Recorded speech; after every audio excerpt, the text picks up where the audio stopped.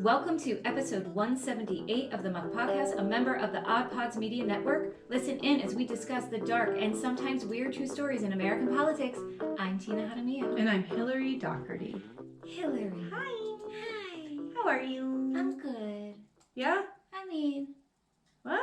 Huh. Girl, you got 1 week left of work. No, I know. I'm just thinking about the state of the world.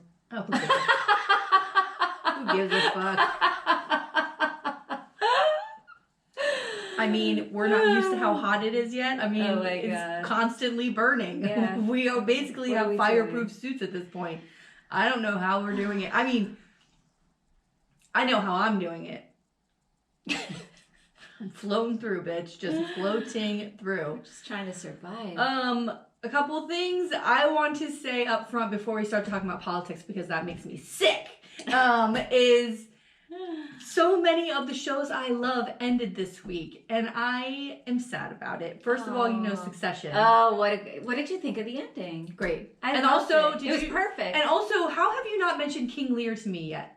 Oh, because I saw this on Twitter. It said that this whole thing has been King Lear, and how the fourth person. It's either King Lear or it's how he had these 3 dysfunctional children, and it finally the whole thing went to this fourth person. Yeah. Spoiler alert if you haven't watched it yet, but it's gonna be a week since it's come out. This is when this comes out.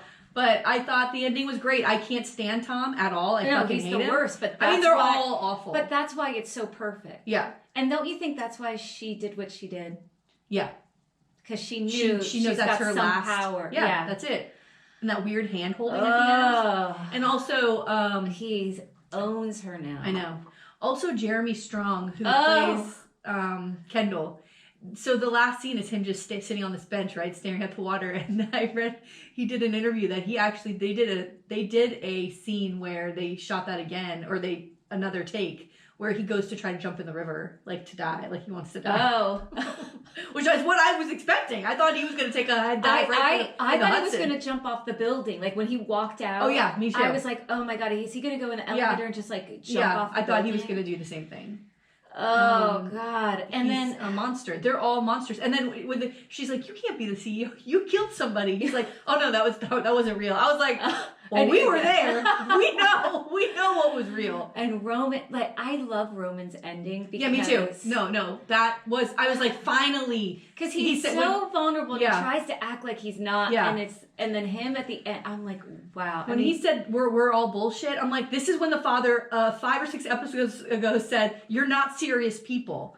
And it's so true. When you look, when the funeral was amazing about him, and when you listen to the things that he's done and the life that he's had, he's part of that generation that would put their head down and no matter what wanted to be successful. Yeah. No matter who they hurt, whatever, he was going to do it, and he did. He built empires. This man, and he was so, but he was said that he couldn't be a father enough to pass along that sort of grittiness to his kids. So he had these. Like, to what I'd imagine are like the Trump kids are like this. Yes. Like dysfunctional, bumbling, thinking they think they're important. They think they're important, which is the worst kind of person. Well, and they're bumbling fucking idiots. And then look at who they want to put in power. Yeah.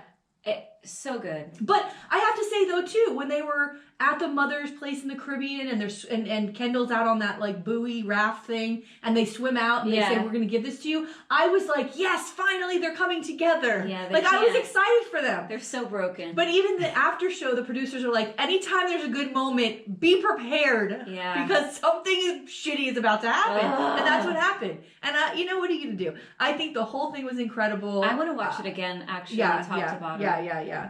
I thought it was so great. Also, it was brilliant. So 2 other shows, or actually 3 other shows that ended, like series ending, is Ted Lasso, which was great. Yeah, my son is now like starting. Yeah, this last season I didn't like this last season. They edited and jumped around in ways that I thought did not help the show at all. But the way that it ended, I thought was great. It's just a fucking beautiful show. I mean, it's an absolutely beautiful human show. I haven't really watched it. Oh my God, Tina! I've seen it here and there because my husband watches it, but I haven't like sat and It really highlights how mental health in men is real and helps address it in a way that I think is normal and accessible in a way. Like, I didn't even realize. Oh no, he's riddled with anxiety, so he has this like clowny kind of personality of like everything's great, but inside he's fucking falling apart, and it all comes to the surface, and it's just incredible. The whole show is just, it's so good. But this last season, I was a little bit disappointed the way I love TV. I love it. And when a TV show does something, when they end right, it's because they knew it was coming. There's a whole story to tell, and they break it up and they tell it in a way. Yeah, Succession is that way. I think there was a story to tell. Yes. And they're not like, we're going to do this for 10 seasons just because people love it. Like, and that's the worst. Like The Office, the American version of The Office, completely jumped the shark when Michael left. Yes. Like, end the show. Michael's leaving, cut it. It did not, we didn't need anything after that. I just rewatched it with my kids, and that whole my kids watch it all the time. That whole storyline of like Pam and Jim having problems is so annoying. My kids hate that. They hate those episodes. So annoying. And Andy being manager, I want to kill somebody. Oh like God. Stop. It's just so there's shows that can be ruined because of they can't, the networks won't let it go, and the creators they want that money. Yeah, so when creators are in charge and say this is the story we're going to tell, and they can end it appropriately, it's beautiful. And one of those shows was The Marvelous Mrs. Maisel that ended this week. Oh. This show, it's on see Prime, it, but you can't.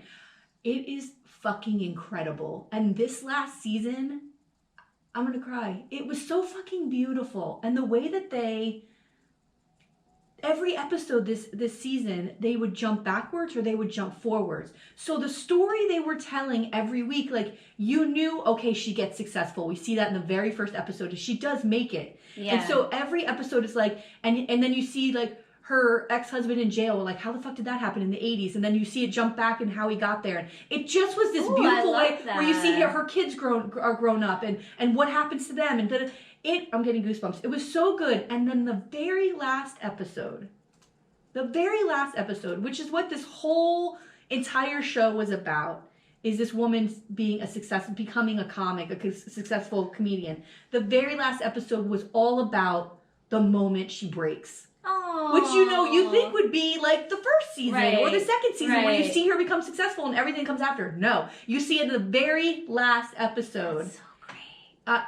And you cry. I was crying. I was crying the whole time. Maybe Netflix or Hulu will pick it up now that it's over. It's such a beautiful show and such a beautiful testament to a woman in that world, at that time. They weren't respected. They weren't given chances. They weren't, and she took it. She took the chances given to her, and she is brilliant. What a fucking amazing actress.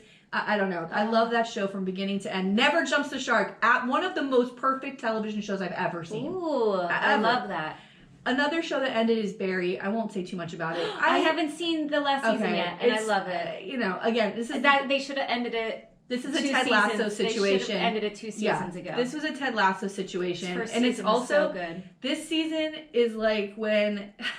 I know you're not gonna like this, but I can't even imagine like what how they're wrapping. Great show, by the way. I mean, he's so good. Who ever thought that you could see him? They're all so good. Yeah. What's the name of that actor? Bill Hader. Bill Hader. Yeah. Who ever thought you'd see Bill Hader as a assassin and be like, yeah, I'm buying it. You know what I mean? He's so good. It's such a great show. He's a great actor. Yeah, he's a great actor. But Henry the last season, Winkler's in it. Oh, I love him. So I love him. in it. But this last season is so weird, and it's Sopranos-esque in the way that it does these like dreamy scenarios, and I'm like, is that real? What's happening? I can't stand that. So I'm like, but what a great show. So I'm excited. And then I'm excited that some like Mrs. Maisel ended great, Succession ended great. I thought this show called Somebody Somewhere, which I told you about before, it's on HBO with Bridget Everett. Oh, that's on my list. So that show, the season 2 ended, I think, Sunday, and I thought that was it, because they said there's only going to, it's like a limited series kind of thing. And it just got renewed for season 3, and I'm so excited. So hopefully they don't mess be it able up. to do something Hopefully like that. they don't mess it up. And I want to say Happy Pride. Happy Pride Month. Pride. Now more than ever. It's a celebration. God. It's about love. It's about celebrating the accomplishments and how far that we've come in the LGBTQ community. Yeah. But more than ever, we need everybody on board. More than ever, the LGBTQ community is under attack, and Pride Month should be highlighting the things you could be doing in your cities and your states and your communities to support LGBTQ people, especially the transgender community. who now in Florida, we have lost not only Robin Witt, but Eleanor McDonough. She's been the legislative aide for Rep. Rita Harris in the, I believe it's Central Florida area for years. And she's a transgender woman, and she is leaving the state. She can't get care. Yeah. They cannot get access. They can't get access to medical care. It wasn't about protecting children Give me a from break. genital mutilation, Oh or whatever my the fuck they want God. to say. It was about banning transgender people in the state of Florida from existing, from literally existing. And trans people have always existed. And That's gay right. people have always existed. That's right. What are we doing? You can't erase What communities. are we doing? In Seminole County. And these motherfuckers that want to sit there and cry about how all the Dems are snowflakes when they can't handle walking in and seeing an LGBTQ shirt. What do you give a shit? Don't buy it for your kid. I don't understand why you don't care about other people and have empathy for other people. Let people be who they are. It's not fucking hard. Live and let live. Like, goddamn. Like, the biggest hypocrites and the ugliest people are these religious nut jobs. Your religion is poisoning the earth. Sorry. No, I'm there's nothing to disgusted apologize by it. for. You I'm want to edit the disgusted by podcast? it. Cut out that sorry, because that's bullshit. We're not fucking apologizing anymore. It's ridiculous. And sitting by and watching this shit happen is not okay. It's not okay. It's not. I think there are families, there are people. There are people that we love. Like, leave them alone. Leave them alone. So, God. as much as we love to celebrate Pride, I think that we really have to be in a place now where we are vigilant. Yeah. Vigilant. So, I don't know. Do you want me to keep going, or do you have something you want to... I mean, I've got other things. I have a couple things. DeSantis. Yeah. He made a comment about when he becomes president, he's going to eradicate leftism. But the thing that's scary about people that say things like that, and my husband and I were having a conversation about it, is that it's only, one letter away of saying eradicating leftist. Right? No, it's Like it's people, not. It's right? not the You know what I idea. mean? It's the people who believe that idea. Yes.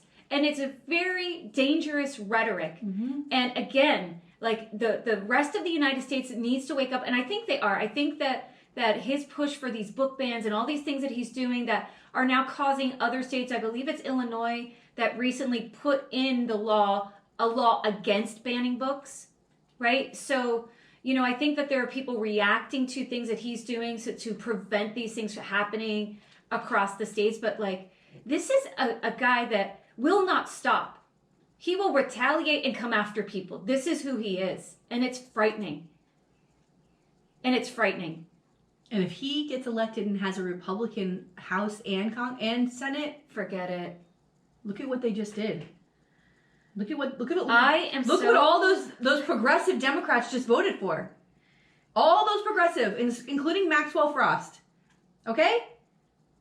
Reinstating student loans, taking the pause off of that. Yeah.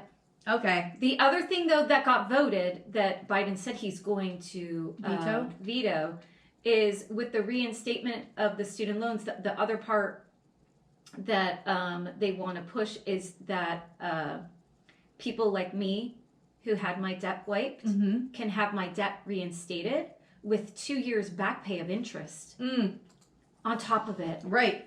That's what I mean. I mean, it's one thing to... I hope that he does veto that. I hope he does the things he says he's going to do. I'm going to lose my mind if I have that bill reinstated, because I got it through the Public Service Loan Forgiveness Program, working as a public servant, right? And they want to eradicate that program forever. They want to just say that's gone.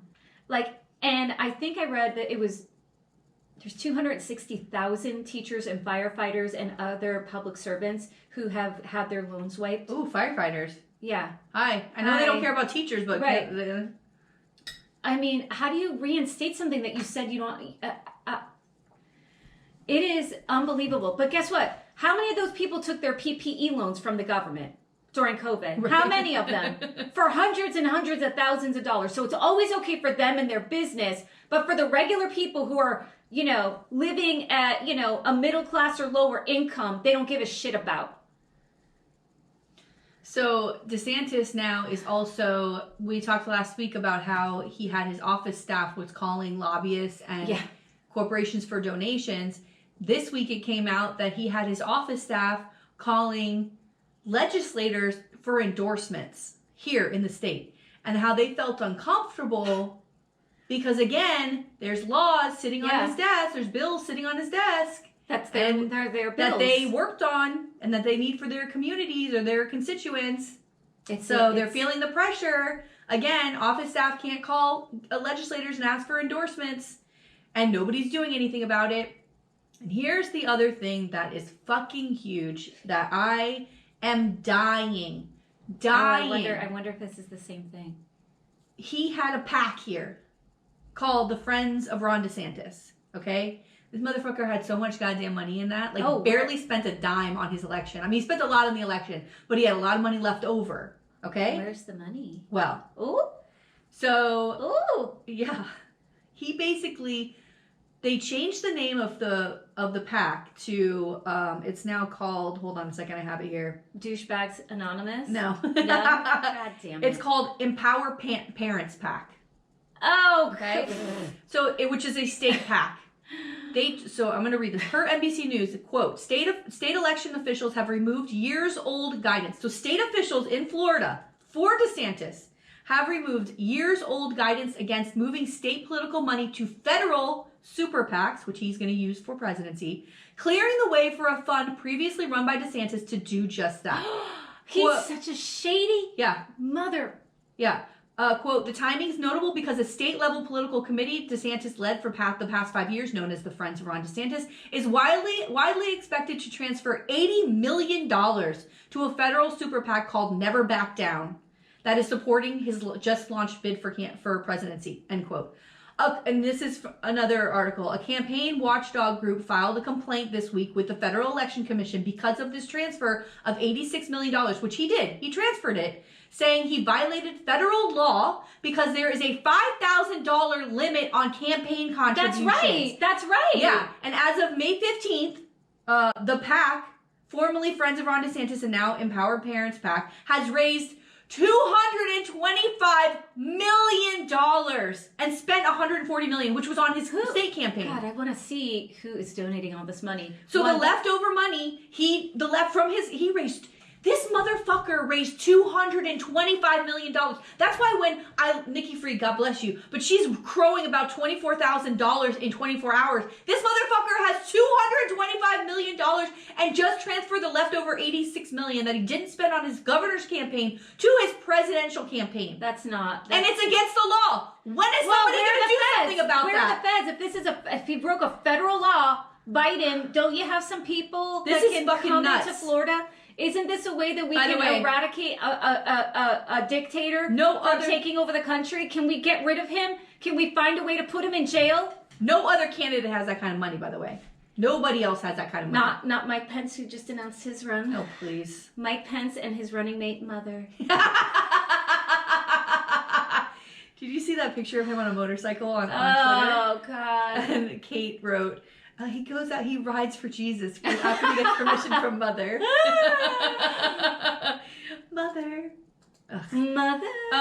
Here's two. I have two other things that are local. Shooting on Memorial Day on Hollywood Beach, which is about 20 minutes south of us here. It's Broward. I've gone to that beach several times. Of course, times. it's a beautiful boardwalk. Yeah. Shooting. 9 people are injured, including children. A 1-year-old. Yeah. A 1-year-old. A baby is shot. Because it's crossfire of 2 fucking morons shooting at the... Anyway. Permitless carry. Shooting on the beach Memorial Day. Ron DeSantis, 2 days later, calls the mayor of Hollywood to give his condolences. As of yesterday, Friday, June 2nd, it's been 5 days, Ron DeSantis has not mentioned or said a word, publicly issued a statement regarding the shooting. Because he doesn't care. Can you fucking believe we are in a place now? Well, I mean, I guess I can believe it. But that the governor of a state where there's a mass shooting on the beach on a holiday. Right. A beach, which is what our thing is. We're beaches, period, right? A baby. Has not brought it up. Has not acknowledged it at all. How is that possible? How is that real? from him though, because he is the master. I mean, we just saw this week him losing his goddamn mind to a reporter who's like, you never answer questions. Yeah. This is a person who doesn't want to answer questions. Yeah. He doesn't want to answer questions. He doesn't want to acknowledge anything. He wants to fly under the radar as much as possible until he's sitting in the president's seat. And he's going to do it. And I know shootings aren't, they're not big news anymore. Unless maybe if it's in a school and there's more than 2 people killed. But otherwise, there's shootings all the time that we never hear about. And maybe people outside the state don't know that actually just happened. Right. But I can't imagine that a leader of a state doesn't even, like, give your thoughts and prayers. Say, oh, these kids are assholes who did the shooting, whatever. Like, you don't say anything? You don't say anything to acknowledge it? What if that was one of us? This motherfucker doesn't say shit about a shooting? It's wild to me. Also, so I've talked about Scott Israel before on the podcast. Oh, God. Okay, like years ago. Years ago. He got, DeSantis removed him from office for shenanigans and corruption, and he put in Sheriff Tony, who now has his own goddamn bag of tricks, because Broward Sheriff's Office is always, it's one thing after the other. It's a second ring to, well, it might be first ring in corruption. Second ring might be the Broward County School Board, which has so many fucking problems, with the exception of a few school board members. What a goddamn fucking rodeo shit show that is. I can't get it. Every time I see it, a tweet or an article, I'm like, when is the Broward County School Board going to get it together? When are you going to get it together? I mean, my God. But Sheriff Israel was removed, and then he ran again, and he got beat by Sheriff Tony, because nobody gives a fuck about you, and he's corrupt. And he went off and became the sheriff of some small fucking city somewhere in Florida, and then he just resigned from his job. And now they're floating it around that he might run for Broward Sheriff again. Please Go stop. away. Go Please away. stop. Please You stop. resigned. Why did he resign? That's the question. Yeah. And that's the question. Because if you're trying to win another bid elsewhere, why didn't you stay in your other little cush job? Leave us alone. Especially because right now on trial is the deputy who was under your watch in Parkland that stood outside the fucking high school and listened to the gun going off over and over again and didn't go in to help anybody. That motherfucker's on trial. Yeah. Okay? Oh, God. So maybe not a good idea for you to come back. Right. But again, Piece good of guys shit. with guns, right? Oh, fucking dicks. So. That's all I have. Okay, yeah, let's go. Are you ready? Oh, yeah. Okay. Today, I'm going to tell you the story of Utah gay rights activist Anthony Adams. Okay. No, Tina, God, why, Tina? I'm sorry. All right. Anthony Adams was rising up in the world of Utah politics, but his tragic death has led to a 40-year mystery. What? I know. So our story takes place in Salt Lake City, Utah in 1978. Oh, good year. And so I heard this story on a podcast, actually. It's called The Deck, which is, I don't know if you know, Crime Junkies. It's like this, it's like Ashley Flowers and this other chick, and she does like my friend these Josh other, likes Crime Junkies. They do these other podcasts, and The Deck is one of them. Yeah. And so, since this is going to be our first June episode, and Adams was part of the LGBTQ plus community, I wanted to share his story. Okay. So, as far as background, I don't have a whole lot. According to The Deck and other sources, Adams worked as a bus driver, but he was, like in his off time, like many of us, he was an activist, and he was a gay activist in Utah. So, being gay in Utah in the 70s was not like an easy thing. Right.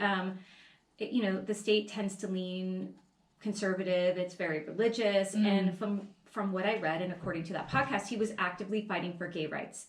And at the time, though, even though, it's Utah, there was a prominent gay scene.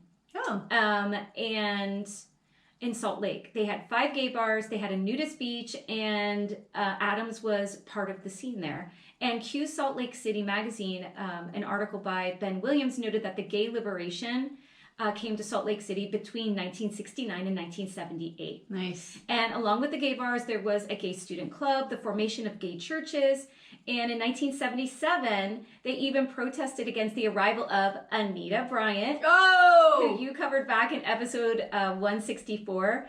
and she was coming to, I believe it was like the Utah State Fair or something like that, and Adams was one of the people that helped organize a protest against her. Nice. So the liberation movement at the time really helped people in the gay community come out and feel safe about coming out. Like, it really was a thing that like kind of empowered people to be able to say, yes, I'm gay, and like be part of the community. Yes, yeah. So Adams was also like very politically engaged with like campaigns and stuff, and he was part of the Socialist Workers Party. Okay, so like he was more, very, very left, right? And he was he was a member of that party. He was a member of the NAACP. And again, he was protesting in support of gay rights. And in November 1978, he was actively working on a political campaign for the Socialist Party candidate in the 2nd Congressional District. So he was instrumental in like, putting campaign events together and doing stuff to help get this guy elected. And it's like November, so like we're high up into like election time, right? Yeah. So let's just jump into it. Oh, God. So in early November of 1978, he's working on this campaign for Bill Hoyle, that member of the Socialist Party, to get this congressional seat. And a member of the party in the campaign was trying to reach Adams over the weekend, but they can't get a hold of him. And according to the U.S. Department of Justice case files on this, on the Sunday of that weekend, Adams also no-showed to a political rally, and people were like, what the hell? Like, this isn't like him. Like, this is our big event. Where is he? And they can't reach him. So they get more and more concerned, and they decide to check on him the next day. Oh, God. So on November 6th, 1978, Adams, they go to his apartment, and he's found stabbed both in his neck and his chest at his home in Salt Lake City, Utah. Oh my God. He was naked. He was crumpled next to like the radiator in his apartment, according to Eric S. Peterson's article for Salt Lake Tribune. So one murder weapon was recovered, but later, after the crime scene had been cleared, another detective, according to Peterson, found a bloody knife in one of the drawers that could have been another weapon. So then so obviously they maybe didn't do the best job of investigating the scene. The Justice Department's report also noted that though he was found in the bedroom, they think he may have been attacked in the tub because they found a bloody ring around the tub along with bloodstains on the wall, and there was a gouge in the wall like above the tub. So they think maybe the attack happened there, and maybe he was pulled out. He's trying to relax. Out, you know what I mean? Or who knows? Jesus. So he had a total, according to the autopsy, of 9 total stab wounds. Oh my God. I know, it's terrible. So how old was he? He was in his 20s. Oh my God. This is terrible. Yeah. So, the Salt Lake Tribune reported that someone had spray painted after the murder, like on a wall, it was who killed Anthony Adams. They had spray painted it because people wanted to know, like, what happened. So it's 40 years later, and we still don't know who killed him or why. And there's a lot of different theories. So Peterson interviewed Adams's former reverend. So remember I said there were a lot of gay churches, and this guy, Bob Waldrop, was like very active. He was a pastor in a gay church and knew Adams very well. And Peterson, for his article in the Salt Lake Tribune in 2018, interviewed the Reverend Waldrop, and he had this to say. He said, quote, Tony had 3 strikes against him. He was black, gay, and he was a socialist. Ugh. So just how hard was anyone in the officialdom going to care about his murder? I mean, it's such a weird time that we're giving these reasons of why someone would be killed. And one of them is that he's gay. One of them is a socialist. The other one, he's black. It's insane. That's why someone would be murdered. I mean, it's so fucking crazy to me. Right. And that he would say, why would anyone in an official capacity care? You know what I mean? And that's what there seems to, and we'll see, like there definitely is some, racism, homophobia, like attached to that and attached to the police that were involved in this case. I mean, it's such a weird time too, because girls would be kidnapped and put in like sex trafficked or whatever, taken, or children were taken and murdered. And it used to be a time where it was like, well, kids run away. Yeah, and, that was the thing. So we're going to give them 24 hours for an 8-year-old that went missing before we actually start to do something. Like, there was a time when it was not taken seriously when children were taken. Right. I mean, And if can it you was imagine living in that especially time? teenagers, like teenagers forget it. Yeah. It's just like, nah, they're Teenage girls are hysterical. They get upset. They'll be back. They Should ran I away just- with a boyfriend.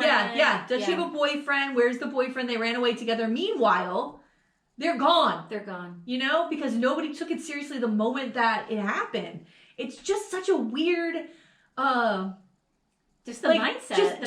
Yeah, but how long it took them to change that? Yeah. It's And fucking it's wild not to that me. long ago. No. This is our lifetime. It's totally our lifetime, 78. But also, there was one case, and I think it was a kid in Ohio who went missing, that really set off, like, we are now going to shift the way that we talk about or we look at. Is it the kids being newspaper? kidnapped. Because the newspaper Yes, kid, with Johnny. the red wagon. Johnny, Yes, something. Yes, Yeah. yes. And it also, I believe that's also the case where they put it in now a national database. Yes. Right? So that they could start looking, and because it was just like you had And this making- much room of information for your area, and it just made it the net wider. Right. And Well, how do we now, not think about that before this? Right. So Peterson in his article also noted that Waldrop and others felt that the investigation went nowhere fast and wasn't really investigated as well as it should have been.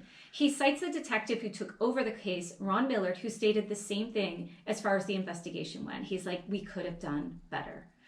So now, so some people felt that this could have been a political assassination because he was campaigning for the Socialist Party at the time of his death. Other people felt that it was his gay activism because he was very vocal in the community. And in fact, the Peterson of that Salt Lake Tribune article noted that when Adams's brother went to the police to check on the case, a cop shouted, "That dead F-word slur brother is here." So Williams's Q Salt Lake magazine article stated that, quote, "a closeted police officer," unquote, overheard other officers speaking of Adams's death saying the N-word, queer, communist, 3 strikes, you're out. That's what they were saying. The cops. So you think that they're actively trying to find out who knows Adams, who was with him, what was the last time, clearly they don't care. It's really fucked so up. messed up. And then that there's a closeted police officer, right? So again, like these people that think that gay people are going to just disappear. Right. They have always been around. Unfortunately, that man had to feel like he couldn't come out on the police force as someone gay, right? And what, we're going to do this again? We're going to push people back in the closet? Like, what are we doing? I was thinking the same thing. Nothing's We're not changed. doing that. Yeah. We're not doing that. In that Seminole County where that crazy bug-eyed Kardashian-esque lady is the thing, they're losing teachers everywhere. They're losing teachers there, but also that's But where parents are fighting back. Parents are fighting back. Conservative parents. Well, are and fighting there's a high back. school there where they're worried about the yearbook? Yeah, where they're going to take out the LGBTQ club's page in the yearbook. Like you're trying, Why can't they have a page? You're literally trying to erase the visibility of the LGBTQ community in a school. What the fuck? A Who school gives a is fuck? diverse. There are several different clubs. Your child doesn't have to join it, but I guarantee you that there's some kind of churchy club at the school that nobody cares about, right? It's such hypocrisy. All right, so Wait, also one other thing. Sorry. Sorry. I saw a great TikTok and it reminded me of what you had said last week where this fucking douchey white dick and he's eating ice cream. He's like, teach your son how to be a man before his teacher teaches him how to be gay. And it goes to this teacher and she's like, sir, I don't have time to teach your son how to do division. Like, I don't have enough time in all of my day. I can't get your son to sit down long enough to learn math. You think I have time to teach him how to be gay? I don't have time how for do you it. teach someone to be gay? How do you teach that? I don't know. That's the stupidest thing I've ever heard. Can somebody teach me? I did. By the way, I'd like to say something else. I was editing our podcast last week and we were having this exact conversation. Oh, we were. And I paused and I said, you think someone just wakes up one day and they want to, and I was like, fuck a woman? But what I really wanted to say was something very vulgar that sounds like something I would say. But I paused because I know my mother listens now. And it's already affecting. I'm just letting you know, folks, it's affecting what I talk about. Because I want to say eat, you know what I'm saying? But I didn't say it. because of my mother. Aw. You're Hi, welcome. Mom. You're welcome, Mom. Hi. That's the last time that's going to happen, though. Because I was editing it, I was like, why am I stumbling? Because I knew what was happening in my brain. I was like, God damn it. Oh, goodness gracious. Okay, so some people, though, believe that it could have been a murder of opportunity. One of the current officers says that he wasn't that Adams wasn't politically engaged because he wasn't running for office, but you can be politically engaged and not be running for office. Like, there's so many people we know that don't hold a seat but are very active in the community. Yeah. And more active than elected officials, right. to be honest with you. You know what I mean? So Yeah. that was like, I don't know. And then they said that he wasn't super connected to the gay community, but I've seen conflicting statements on that, and that he was very involved. So I don't know. So this particular cop who's on the cold case seems to think that it could have been a hookup gone bad, or that maybe he was deliberately targeted because he was gay in terms of like they were trying to rob him. Right. So, of course, there are no charges. This is still an ongoing case. I do have a tip line. I mean, if anyone hearing this outside of Florida, or in Florida, or in, maybe, yeah, who knows? Yeah. Salt Lake City Police Department, 801-799-3000. So if there's any information, again, it's been 40 years. So some of the aftermath. There was a lot of fear in the gay community after Adams's murder. There was an article about it published at the time saying that some members of the gay community felt like Adams was targeted for his activism and for his sexuality. And Peterson of the Salt Lake Tribune, I mean, Peterson did, like, I got mostly everything from him because he did this really in-depth article series on it. He noted that in an article that came out after Adams's murder, some folks feared that there may be, quote, an LA type slasher out there because they thought that there was someone like specifically targeting gays. Because about 2 weeks after Adams was killed, well, the other thing that happened is Harvey Milk was murdered. And after Milk's death, Williams of Q Salt Lake City noted that gay activists felt like vocal gays, that's quoted, were being targeted. So they thought like Adams is involved politically. There's Milk being, and they're starting to like piece together, like, is this people who are speaking out for our community? They're now being targeted by people. But Milk was killed by a fellow, slighted politician. Right. But at the time when it first happened, right, like that this is the fears that people were having.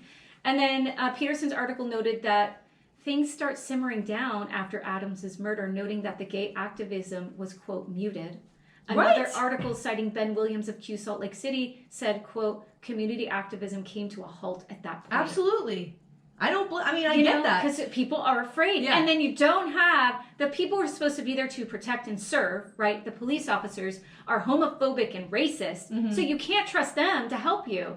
You know what I mean? Like, you can't go, well, I know that in my community I can be safe because there's police officers going to, like, look out or do the work to try to find out who did this and actively try to stop this stuff from happening. And when you have the brother going in and other people overhearing stuff that the cops are saying, then why would you have trust in the police? Yeah.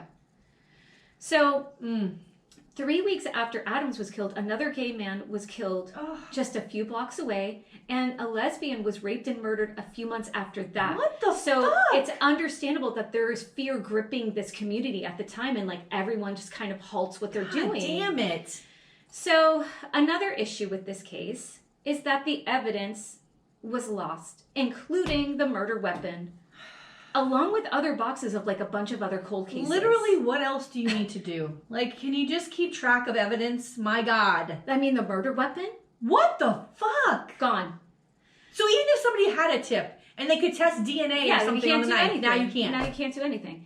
So Matt McDonald of Fox 13 interviewed the cold case officer on the case in 2018, Detective Greg Wilking, who said, quote, if we went back to that day, the day of his murder right now, we would do things a lot differently. We know that there was bias back then, a lot. We know how gay people were treated. Were they even testing for DNA then?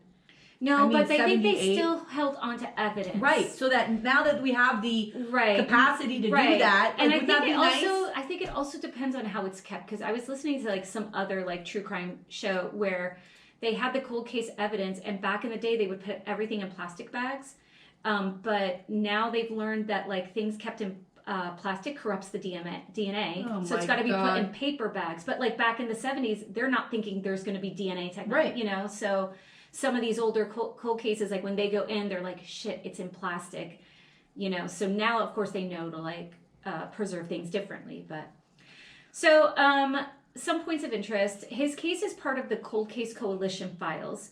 And what they did is they created a deck of cards. So this podcast, The Deck, is about all of these cold cases. Cool. And they bring them to prisoners. And it has, like he's the ace of, Adams was the ace of hearts. So like he's on there and has information about his murder. But then people can also buy the decks for like $10 so that it gets out in the community. So if people have information on it, and it's 52 different cold cases. Wow. Yeah. So I mean that's like an interesting. Can you imagine and it said something like happens that several tips have come in from like the production of Can these. you imagine that someone you love is murdered and 40 years later you still don't know? I know. Oh my God. So the Department of Justice, though, did put forth a possible suspect. One Mickey Henson. She was 16 at the time of the murder. She was a troubled woman with ties to white supremacists, and she also used to use anti-gay slurs. Her fingerprint was found in his apartment. What? But there was no other evidence. So the suggestion is that he may have been targeted again because of his political activism for gay rights. Henson has since died, so there's no way to like pursue this angle. And a PBS article noted that Henson was known to be part of this group where they specifically robbed gay men. So it could have been he's targeted for being gay, or they knew that he was this like very active guy and they specifically targeted him because of the community that she belonged to. I mean, she certainly couldn't have done that by herself. No. You know what I mean? Yeah, as a 16-year-old girl, no. But she could maybe see someone that lured him. That fingerprint is fucked. Yeah. Come on, this is ridiculous. Yeah. And the PBS article noted that his case appeared in 2019 on a list of cold cases opened by the government under the Emmett Till Unsolved Civil Rights Crime Act to see was this, a civil rights violation. And according to the Department of Justice, they closed the case because they could not prove, there wasn't enough evidence to prove like that this was a civil rights issue as far as like why he was murdered. So they had to close the case on that end. And that's the story of the murder of Anthony Tony Adams. Like this wonderful, beautiful man fighting in his community, doing good things, and killed for what? And we still don't know, and it's 40 years. It's a shame. So Tina's back on her shit, basically. I know, I'm sorry. Leaving you depressed and sad. I'm sorry. I heard this and I was like, oh, we should know this man's story. Yeah. I mean, and then it also made me sad that, that there's this deck of cards, 52 people on this deck. Mm-hmm. And then, but how many decks of cards can we make? You know what I mean? For all of these, there's so many cold cases and unsolved things that it's really sad. But it is really sad. So, and I know that this isn't like political, but he was so actively involved, and they don't know if it was that he was working on the campaign or who knows why he was targeted, but clearly it seems like he was just taking a bath, and maybe who knows. But the fact that her fingerprint is in that apartment, No. Why would it be there? You better pick that girl up and start pressing her hard. It's 78. She's gonna break. She's 78. 16. You can talk to her without parents. Yeah, it's true. So there's really no. It's the Wild West in 1978. She's considered an adult, I'm sure, right? Yeah. I mean, shit. Holy shit! I think that alone tells me like it had to be that group involved. But you can't allegedly. I'm gonna put allegedly involved, like. But that's the whole interesting thing too about evidence and things like you can have this fingerprint, you can have someone who was present, but if that's all you have, like you got to go to the prosecutor, and the prosecutor has to say, this is enough to go to trial or it's not. But even and he's a gay black man in Utah, and she's a 16-year-old white girl. Yeah, I know she's a fucking racist, but still, like, what trumps what in this situation? Yeah, like who's gonna put her away? It's the same thing. It's a lynching, basically. It's the same thing where it's like this person, is involved, but we can't do anything. But there's a dead black man. Yeah, like what the fuck? Yeah, it's fucked up. It's fucked up. Our country is so fucking ridiculous. What a ridiculous place this is. You know what I mean? It's a hateful place. It is, and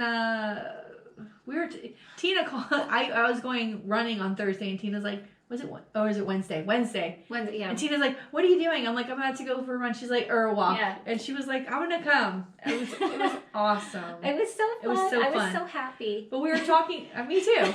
But we were talking on there about, right before you left, I'm like, we should just leave the country. Like, let's just get citizenship somewhere else and just let's get the fuck out of here. I mean, God bless you all. You know, I'm gonna Tina Turner this bitch and get the fuck out. Oh, I mean, I can't do it. I know. It's enough already. I Yeah, mean, I've been toying with like it. moving to another state, but at the same time, the whole like, listen, what does it matter if DeSantis is president and I live somewhere else? Yeah. What the fuck does it matter? I have a very dear family friend who is living in Spain, living her best life in Spain. It's living. I mean, nowhere is going to be perfect, but at least, you know. Yeah. Also, you know, you talked about vouchers before for the schools, and it's $8,000. I think they're giving away in these vouchers for if you send your kid to a private school, and so it came out this week, and it was really public, which I was like, God, I wish they would just shut the fuck up about this. But I'm sure it is happening everywhere. But a St. Pete school, private school, has increased their tuition, and when we talked about it, I always like. To me, it was like, well, they're trying to keep out the people who can't afford it. If the tuitions, I think their tuition was like $6,000 a year or something like that. $7,000.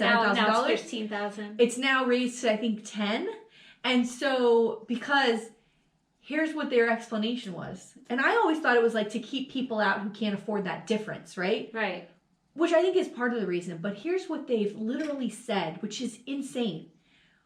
That if they can get all $8,000 in the voucher, they want to take advantage of every single one of those dollars. So if the state gives $8,000 and your school's $5,000, they're leaving. That school's leaving $3,000 on the table. So they raise it to get every single one of the public school dollars that are left on the table. Yeah. That is fucking crazy. And the whole article was about, is this going to happen are other schools going to do this? I'm like, yes, they are. Yes. Of course they are. And here's the thing again. If you're taking public school dollars, your children better be sitting for every damn standardized test that everybody else has to sit for. Why do you get to have state money and you don't have to do the state things that are connected to it? That's not right. It's not right.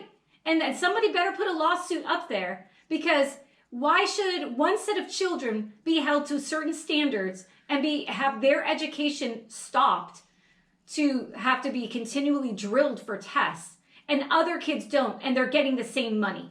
That's bullshit. Bullshit. The other really fun thing is that DeSantis is probably like the most awkward human being on the planet. Oh, God. And he's such a baby. There's just so many clips that come out because he's all over the place now. He's kind of forced to like be in public, and it's so he can't handle awkward and uncomfortable. And he reacts so weird to things. It's like you can see behind his eyes. He's like, how would a human behave right now? Like it's just so weird. It's so weird, and there's just a level of evil or something because it's just so fucking weird. Maybe, do you think this man's a sociopath? Yeah, definitely. But here's the worst part. You're an analyst too, as a sociopath? Here's the other thing. I've never seen his wife give a speech. And I saw a clip on Twitter of her speaking. Is she cuckoo-eyed? No, well, she looks, she's got those crazy white lady eyes. But she is really good. Like, demanding the center of that stage, commanding it, right? Like holding it. Well, she did get him to change his name. I mean, I think she's the one. She's got the hand up like this. I think she's the one. Oh, shit. This is what's the show? What's the show? House of Cards? Yes. Exactly like that. It's exactly like that. It's exactly like that. She is very... She's going to push him out the way and become president? Yeah. Oh, God. And her capes. She's always wearing capes. It's like Gwyneth Paltrow wore that one time to the Oscars, and this bitch can't get enough of it. I mean, she loves those capes. Because she's like an Just evil. She's grab evil. your broom and get the fuck out. Yeah. Witch. She's a witch. Well, oh my God. That's all I have. I hope you all are doing well and you're happy. Yes. Thank you for listening. Please support us on Patreon if you can. Please. I think, yeah. But you know what? I'm going to tell you this show meeting. Oh. I think we should put Patreons out every week. We're going to do a couple right now since we have some time. Okay. I think we weekly. We're going to week, weekly up. Every week. Please consider joining Patreon. Consider supporting us on Patreon. We have different levels. Super cheap. And look at us. Look how cute we are. Come on. Help some girls out. Oh, God. You turn that camera on, honey. Mommy comes alive. Mommy wakes up. Ooh, hey. I woke up like this. All right, that's all. That's all I got. Show meeting. I think we should buy Muckster stickers that you made. Those Muckster stickers are so fucking cute. Aren't they cute? I think we should buy a bunch to send to our Patreons? Yes. Yeah. Okay. And you can do whatever you want with it. You want to stick it up your ass because you hate us? That's fine. That's fine. If you want to make out with it, send us a video. Stick them everywhere. Yeah. Put it somewhere filthy. Ooh. Just send a pic. Oh my God. Send a pic to our Patreon. I almost said send us a dick pic, but I really don't want to see that. Oh, God. Oh, Lord. I hope my mom doesn't listen to the end of the podcast. Oh, she's not listening to the end. Oh. All right. Well, we'll see you next week. All right. Bye. Bye.